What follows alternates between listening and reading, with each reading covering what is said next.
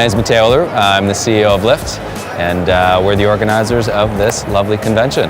Every year, I always get happy because exhibitors come away really happy. They've had great connections, and I think this year especially, people are really, really excited and happy about interest in the industry. It's been a great show. I'm Warren Bravo. I'm the CEO, co-owner, and founder of Green Relief. We have been letting it be known we're doing things differently, but we really haven't made a big splash. And I think this is our first big splash in the industry. It's kind of our coming out party. There has not been a dull moment at the booth. The traction and the people coming in have been great. The questions have been great. People are curious on what we're doing. It's really been spectacular. Great people.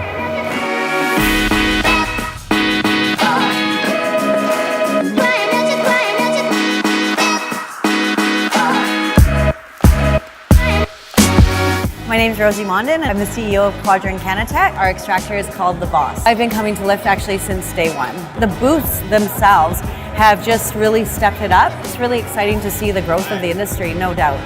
Just the innovation in some of the products is exciting to see. You know, a lot of new ways to use the product and consume, and just general innovation is exciting to see. Very amazing to see the evolution of the industry in Canada.